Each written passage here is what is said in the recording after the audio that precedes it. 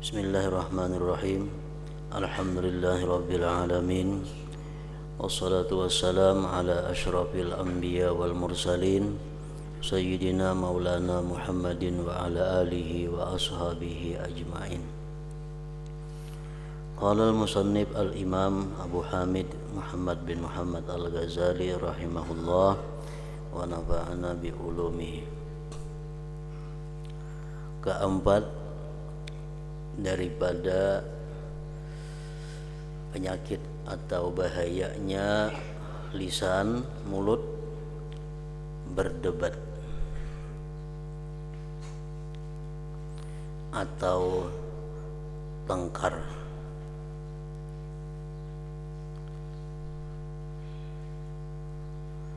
Dan suka membantah perkataan orang lain. Bahwal artinya perkara-perkara ini adalah menyakiti hati orang yang dipercakapi, orang yang bahwal, orang yang bertengkar, orang yang berdebat. Itu biasanya adalah kada lepas daripada menyakiti hati orang yang didebat atau dibantah itu. Dan terkadang sampai ke peringkat membuduhkannya.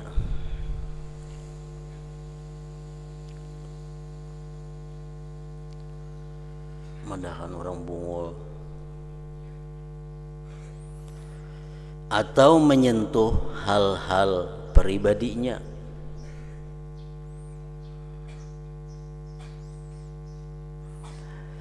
Kemudian di dalam perbantahan dan pertengkaran ini selalunya tidak terlepas daripada memuji diri sendiri. Pasti bepadah inya nang pintar, pasti bepadah inya nang paling paham. Dan menganggapnya bersih daripada segala keaiban, dan menganggap diri sendiri mempunyai kepandaian dan ilmu pengetahuan. Nah, itu akibat daripada bahwal bertengkar tadi, baik dalam masalah agama apalagi masalah dunia. Kemudian pertengkaran ini menimbulkan pula permusuhan yang berterusan berkepanjangan. Karena engkau tiada bertengkar dengan orang yang jahil kecuali ia menaruh dendam untuk menyakiti engkau pada suatu masa nanti. Dan engkau tiada bertengkar dengan orang yang banyak sabar kecuali pada satu masa nanti ia akan habis sabar dan akan marah kepadamu, dan akan timbul benih-benih kedengkian di dalam hati.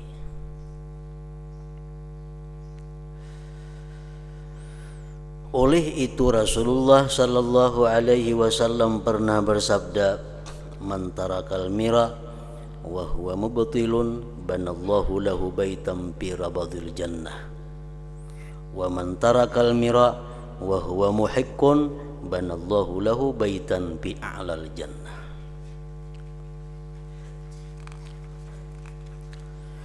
Artinya, siapa yang sanggup meninggalkan bertengkar sedangkan ia adalah di pihak yang salah. Inya nih salah, tapi inya kada hakun bertengkar, kada hakun bahwal, kada hakun berdebat, padahal inya di jalan yang salah. Allah akan membina untuknya, maulahakan sagan inya sebuah rumah di tepi surga. Dan barang siapa sanggup meninggalkan bertengkar sedangkan ia adalah berada di pihak yang benar. Ini sudah nyata bujur. Cukup segala dalil, segala nas ada diisi. Nah, dihuali orang, didebat orang, inya kada hakun berdebat, inya kada hakun bertengkar. Padahal sudah nyata-nyata inya tuh bujur. Allah akan membina, maulahakan, membangunakan untuknya sebuah rumah di tempat yang tinggi di dalam surga. Jadi artinya bertengkar, bahual, berdebat itu baik kita salah atau kita bujur, berdebat itu tetap kada baik. Apalagi salah, sudah nyata salah, berdebat pulang makinnya.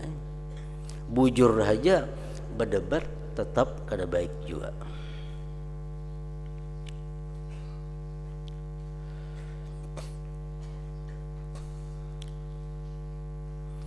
Dan janganlah engkau tertipu dengan hilah syaitan, dengan tipu daya syaitan. Karena syaitan selalu mengatakan engkau mesti bertengkar dengan mereka. Karena engkau adalah memperjuangkan kebenaran. Syaitan pasti membujuk kita.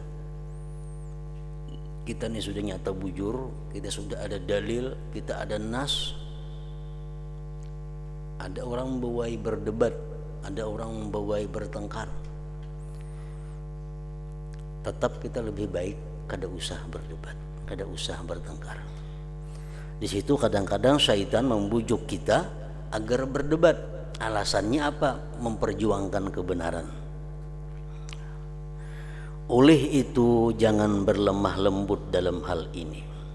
Artinya jangan dituruti tujuan atau bisikan syaitan tadi. Sebenarnya syaitan telah berjaya menipu orang-orang yang bodoh sehingga mereka tercebur di dalam jurang kejahatan. Sedangkan mereka menyangka bahwa mereka berbuat kebaikan. Syaitan dengan tipu hilahnya, tipu dayanya selalu berusaha menampilkan kejahatan dalam bentuk kebaikan. Lalu ia menguluk-uluk orang yang telah ia perdaya itu. Nah itulah syaitan, dibujuk rayunya kita untuk berbuat maksiat, dibujuk rayunya, akhirnya kita tak berbuat maksiat. Sudah tak berbuat maksiat, kita diulu-ulu oleh syaitan. Nah, kita diulu-ulunya, kita dipakalahnya. Ini sudah berhasil memperdaya kita.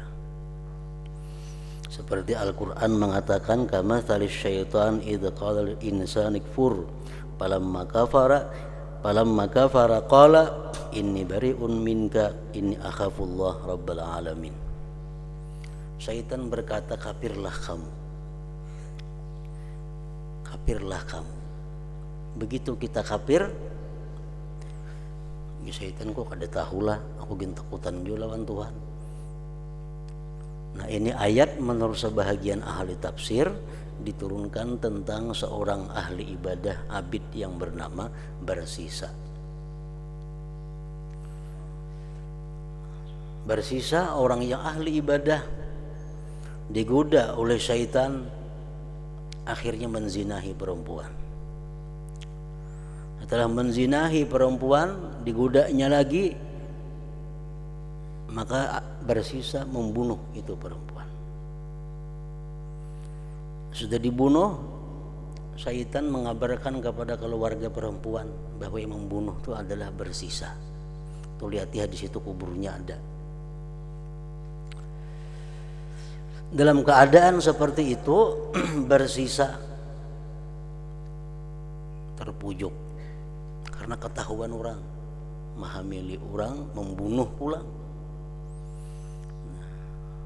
Dari syaitan, wahai Barsisa, ikamnya sudah kepipit. Nah, Orang tahuan sudah kelakuan nikah melanggar, membunuh, menzinahi.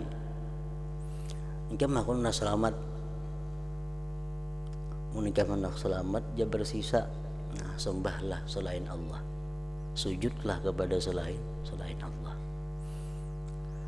Bersisa sudah dalam keadaan kepipit, sujud kepada selain Allah dengan harapan supaya selamat. Nah, begitu sujud kepada selain Allah, kafir bersisa. Nah, ya syaitan, inni bariun minka, inni akhafullah rabbal alamin. Kau ada tahulah, mungkin takutan juga lawan Tuhan. Nah, jadi syaitan selalu ada bertanggung jawab pada ujung-ujungnya.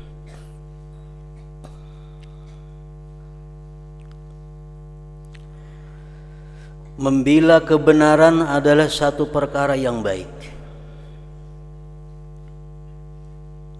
yaitu di hadapan orang yang memang mau menerimanya.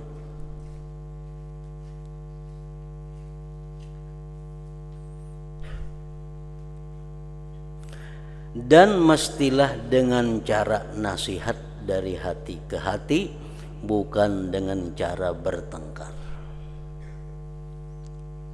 Jarang orang itu mau tunduk dengan cara bertengkar. Orang misalnya ahli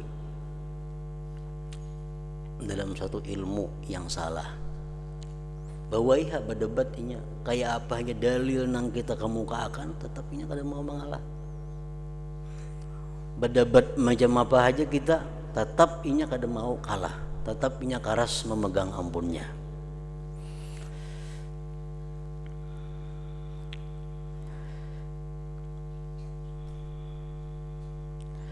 Karena nasihat itu mempunyai caranya yang tersendiri dan berhajat kepada kelembutan. Nah, kalau dengan lemah lembut, dengan cara yang bagus, dengan cara yang baik, bukan dengan cara berdebat, nah itu bisa mau diterima oleh orang. Kalau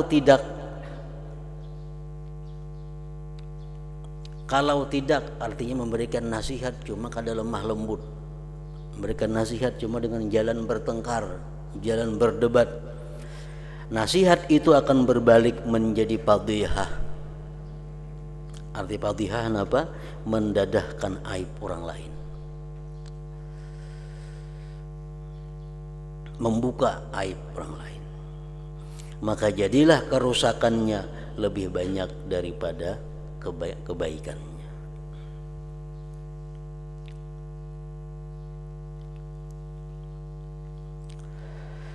Maka siapa yang selalu bergaul dengan ulama zaman sekarang, pasti ia akan menjadi orang yang suka bertengkar dan suka berdebat, dan susahlah ia untuk berdiam. Karena ulama as-su telah mengatakan bahwa pertengkaran itu adalah satu perbuatan yang terpuji. Berdebat itu satu perbuatan yang terpuji. Dan kemampuan mengemukakan hujah-hujah, dalil-dalil dalam perbincangan itu satu perkara yang sangat baik. Itu pendapat ulama-ulama yang jahat, yang mengatakan bahwa berdebat itu adalah satu kebaikan. Nah, jadi mencari ilmu tujuannya kada lain hanya untuk berdebat, hanya untuk mengalahkan orang-orang. Sayyidina Umar mengatakan, la tata'allamil ilma li thalathin wa la tatrukhu li thalathin. Jangan kamu menuntut ilmu karena 3 hal, dan jangan kamu tidak menuntut ilmu karena 3 hal juga.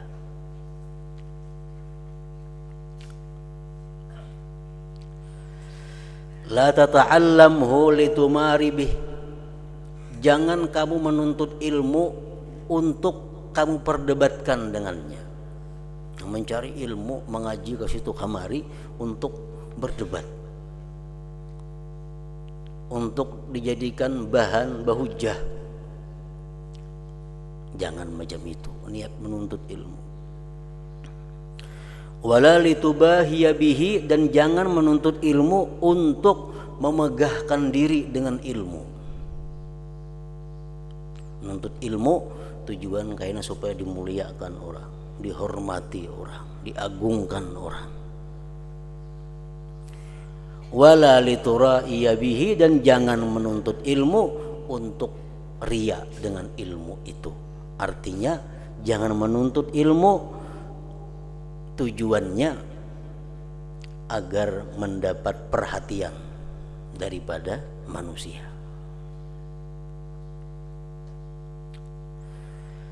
Nah, jadi 3 macam itu jangan sekali-kali ada di dalam orang yang menuntut ilmu.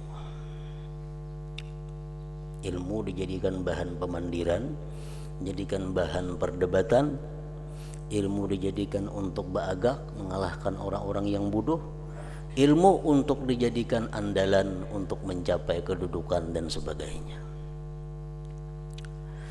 Wala tatrukhu, dan jangan kamu tinggalkan belajar ilmu hayaan min talabihi, karena malu menuntutnya. Udah hendak belajar supan, nah jangan kada menuntut ilmu karena supan.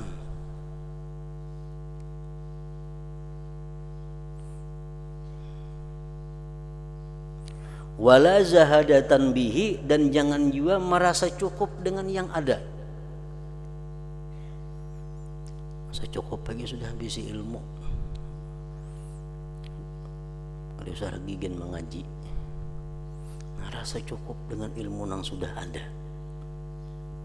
Jangan. Wala ridha bil jahli bihi, dan jangan meninggalkan menuntut ilmu karena senang dengan kejahilan dengannya.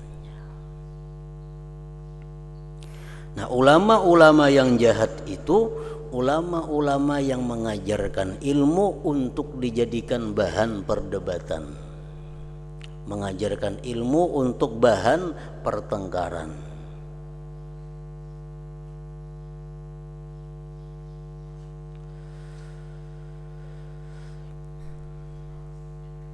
Maka hendaklah engkau lari daripada mereka itu, ulama-ulama asu yang jahat tadi, seperti engkau lari daripada harimau. Dan ketahuilah bahwa pertengkaran itu adalah salah satu di antara perkara yang menyebabkan kemurkaan Allah Ta'ala.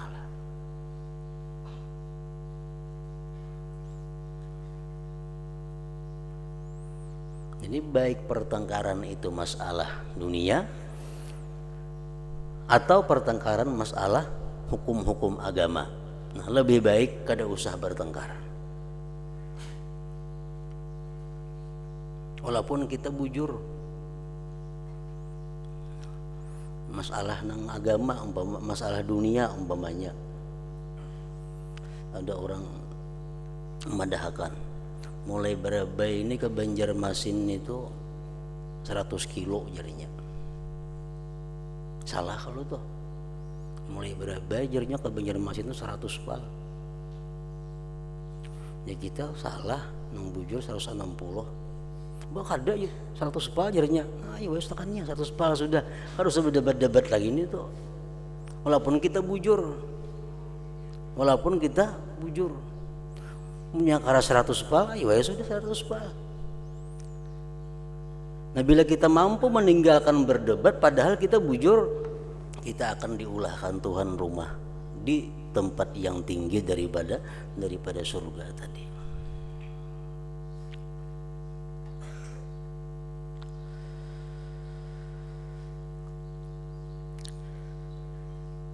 Dan ketahuilah bahwa pertengkaran itu adalah salah satu di antara perkara yang menyebabkan kemurkaan Allah Ta'ala dan menimbulkan kemarahan manusia. Nah, jadi yang keempat tadi, penyakit atau bahayanya atau dosa-dosa yang timbul dari mulut adalah bertengkar, berdebat.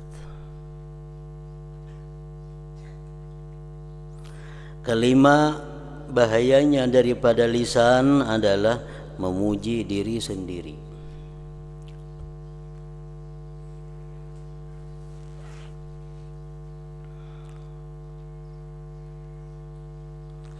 Dalam hal ini Allah Ta'ala berfirman, "Fala tuzakku anfusakum huwa a'lamu bimanittaqa." Maksudnya, maka janganlah kamu menganggap dirimu bersih.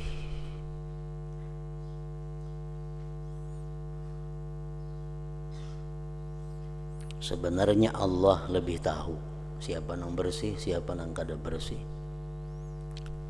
Itu Allah yang tahu.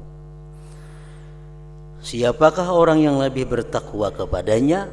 Itu Allah yang tahu. Rasulullah mengatakan at-taqwa hahuna, takwa itu di sini. Mengisyarat beliau ke dada. Artinya takwa itu andaknya di dalam hati. Nang tahu persis keadaan hati itu adalah Allah Subhanahu wa Ta'ala. Bersih buruknya seseorang, bersih kotornya seseorang tergantung hati dan ketakwaannya. Nah, jadi kalau kita mengaku atau merasa bahwa diri kita ini lebih bersih daripada orang lain, berarti itu adalah melanggar satu hukum Allah, melanggar undang-undang Allah.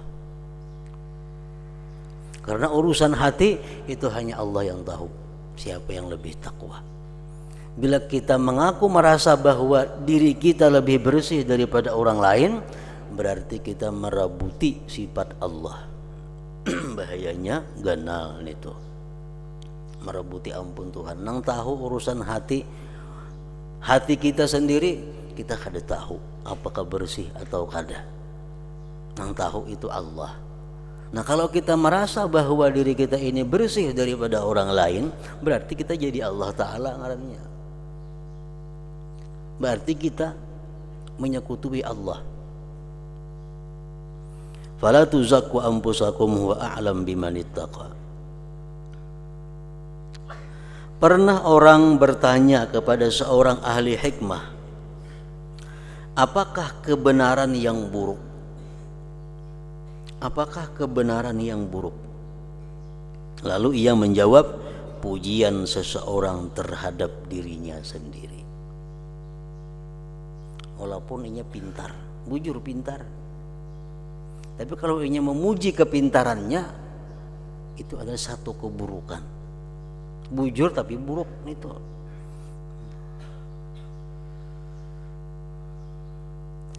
Dan ketahuilah bahwasanya memuji diri sendiri itu adalah mengurangkan daripada harga dirimu di sisi manusia. Kita memuji diri seorang itu di mata orang lain menurunkan derajat kita, menurunkan derajat kita, dan menyebabkan turunnya kemurkaan Allah Ta'ala. Apabila engkau mau tahu bahwa pujianmu terhadap dirimu sendiri itu tidak menambah martabatmu di sisi orang lain, coba engkau lihat ketika ada orang lain yang memuji dirinya di hadapanmu. Ia menyebut-nyebutkan kelebihan pangkat dan hartanya.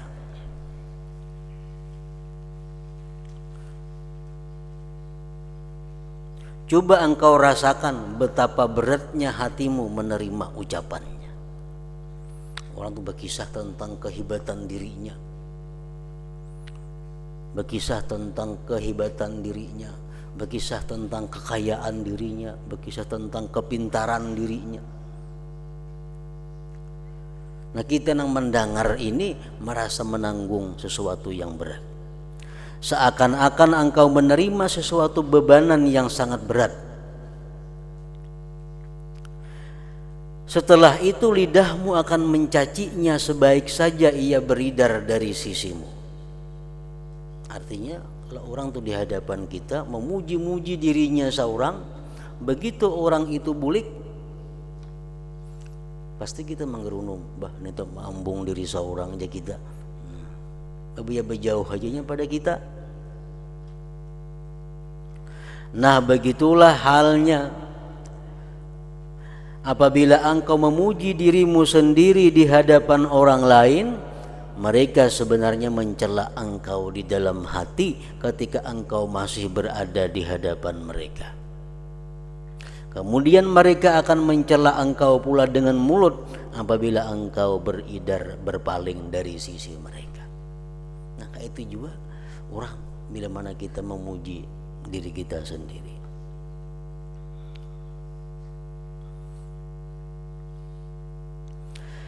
Yang keenam, daripada dosa-dosa yang ditimbulkan oleh lisan, melaknat.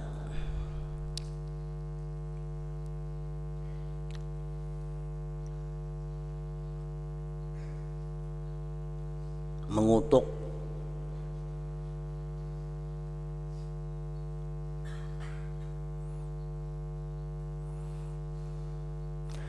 jangan sekali-kali engkau melaknat sesuatu daripada makhluk Allah.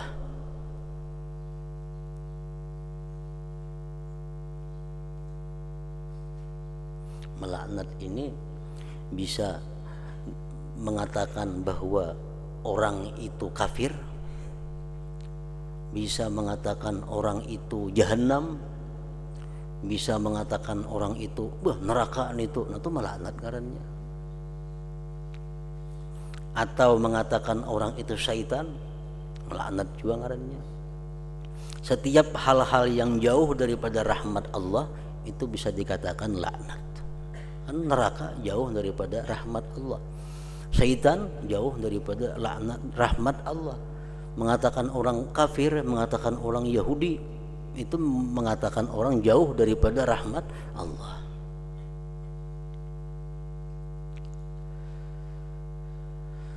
Sama ada binatang atau manusia.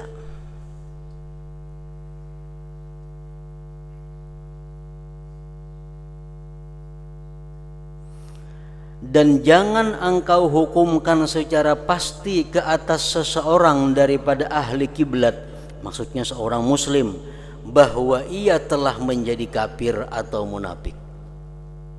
Jangan.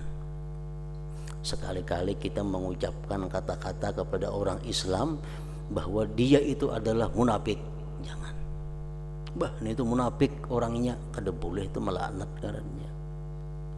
Ini itu Yahudi orangnya, ada boleh juga, ada boleh. Karena Allah saja yang mengetahui apa yang tersembunyi di dalam hatinya. Kalau orang tuh jelas-jelas sama kiblat lawan kita, artinya jelas-jelas bahwa dia itu Islam, nah kada boleh kita mengatakan hal-hal tadi kepada inya. Nah kayak apa kelakuannya? Jangan disambat-sambat, tuh Yahudi kelakuan, itu munafik, kada kawa disambat itu. Kita nang berdosa. Maka jangan engkau campur tangan di dalam urusan antara mereka dengan Allah, dan ketahuilah dan jangan engkau campur tangan dalam urusan antara mereka dengan Allah.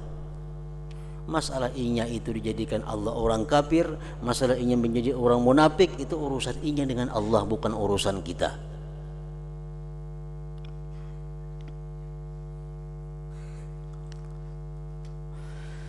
Dan ketahuilah bahwa pada hari kiamat nanti engkau tidak akan ditanyai kenapa engkau tidak melaknat Fulan bin Fulan.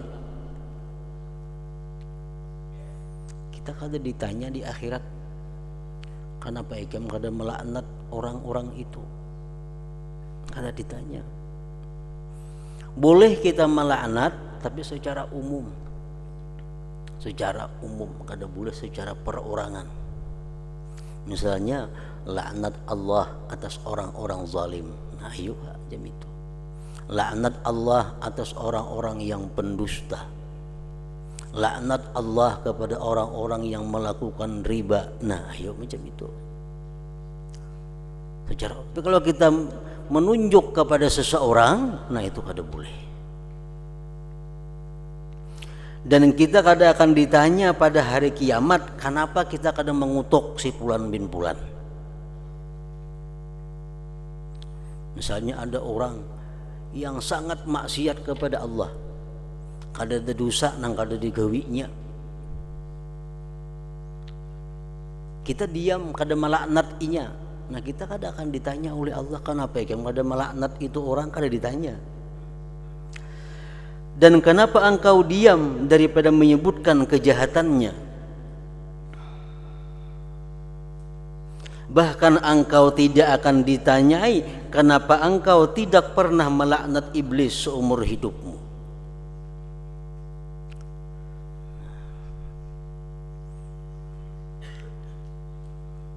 Iblis laknatullah umpamanya. Kita tinggal pang laknatullah, iblis saja kita sambat umpamanya. Allah kadang akan menanyakan itu, kenapa engkau tinggal laknatullahnya? Andai kata kita seumur hidup kada pernah melaknat iblis, kada jadi masalah. Iblis itu nyata-nyata ingkar dengan Allah. Engkau tidak ditanya dengan demikian pada hari kiamat nanti. Kan kalau kita mengucap Nabi Adam alaihissalam, betul?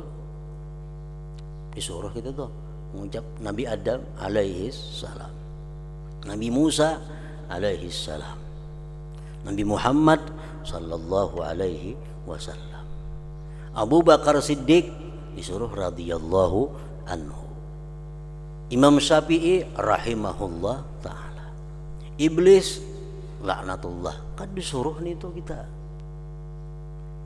kan disuruh. Kalau setiap kali kita mengucap nama-nama sahabat, kita disuruh mengucap radhiyallahu an, semoga Allah meridai mereka. Mengucap Nabi disuruh kita alaihi salam. Tapi kalau kita menyambat iblis, kita kan disuruh mengucap laknatullah itu.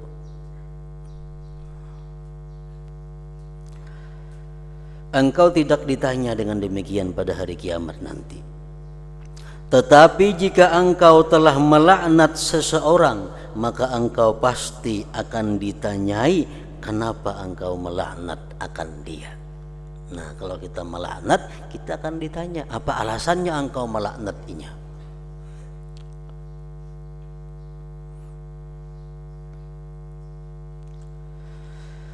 Maka janganlah engkau melaknat apa saja daripada makhluk Allah ini. Sesungguhnya Rasulullah sallallahu alaihi wasallam tidak pernah mencela makanan yang rendah, yang tidak sedap. Bahkan apabila beliau berkenan, beliau akan memakannya, dan apabila beliau tidak berkenan, beliau meninggalkannya dengan tanpa mencelanya. Yang ketujuh daripada dosa-dosa lisan adalah mendoakan celaka bagi orang lain. Mendoakan celaka bagi orang lain. Maka hendaklah engkau memelihara lidahmu daripada mendoakan celaka terhadap siapa saja daripada makhluk Allah ini. Dan jikalau ada seseorang menzalimi engkau, maka serahkan urusannya kepada Allah, karena ada disebutkan dalam sebuah hadis, innal mazluma la yad'u 'ala zalimihi hatta yukafi'ahu thumma yakunu lidh-dhalimi fadlun 'indahu yutalibuhu yaumal qiyamah. Artinya sesungguhnya orang yang terkena zalim, orang yang teraniaya, itu mendoakan celaka ke atas orang yang menzaliminya, sehingga suatu kecelakaan yang dibalakkan ke atas orang yang zalim itu melebihi daripada balasan yang patut diterimanya. Maka orang yang pada mulanya zalim tadi telah menjadi kena zalim juga, lalu ia menuntut haknya pada hari kiamat nanti. Orang misal membunguli kita 10.000 rupiah, orang menipu kita 10.000 rupiah, kita doakan ninya mudahan celakainya. Nah, itu kaliwatan doanya biasa 10.000 nih tuh ha. Di doa mudahan habis hartanya, ini membunguli aku bang, ini membunguli cuma 10.000 lawan kita mendoakan mudahan habis hartanya, ke anak cucunya pulang umpamanya ditambahin. Jadi labihan artinya kita nang jadi berbuat salah lawan inya pun atau bulik. Karena kezalimannya kada separah apa yang kita doakan kepada inya itu. Nah di akhirat dia akan menuntut kita. Nah bagaimana doakan aku lebihan pada itu? Summa yakunu lidzalim fadlun indahu yutalibuhu yaumal qiyamah. Ada seseorang yang sangat banyak memaki Al-Hajjaj. Hajjaj ini di bawah nomor 2 itu ada bacaannya Hajjaj bin Yusuf Ats-Tsaqafi, ialah gubernur Kufah yang alim tetapi banyak membuat kezaliman. Ini gubernurnya orangnya alim tapi sangat zalim, banyak membunuh-bunuh orang. Bila ada sepakat lawan Sidin, bunuh Sidin. Bahkan sahabat Nabi pun beberapa ekor yang dibunuh. Jadi Hajjaj ini orangnya sangat zalim.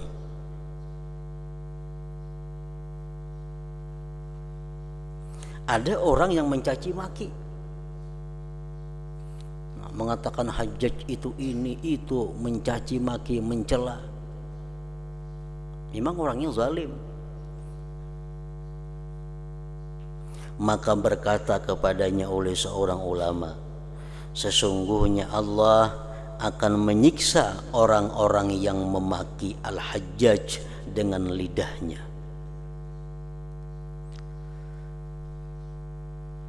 Seperti halnya Allah menyiksa Al-Hajjaj karena kezalimannya kepada orang lain. Jadi mencaci maki itu ada sesuatu perbuatan dosa, walaupun yang kita caci maki itu bujur orangnya adalah zalim.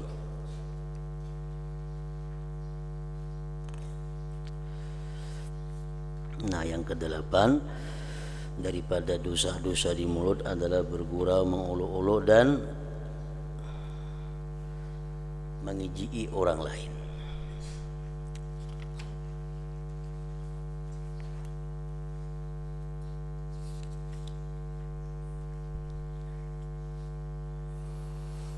Hadratin Nabi sallallahu alaihi wasallam, Al-Fatihah. Iyyaka na'budu wa iyyaka nasta'in, ihdinas siratal mustaqim. Bismillahirrahmanirrahim. Alhamdulillahirabbil alamin. Wa shalli wa sallim ala sayyidina Muhammad wa alihi wa sahbihi ajma'in. Allahumma ighfir lana ma akhta'na wa ma ta'ammadna wa ma asrarna wa ma a'lanna wa ma asrafna wa ma anta a'lam bihi minna. Antal muqaddim wa antal muakhir, la ilaha illa anta. Allahumma anfa'na bima 'allamtana wa 'allimna ma yanfa'una wa zidna fahman. Sallallahu alaihi wasallam Muhammad wa alihi wasallam. Alhamdulillah.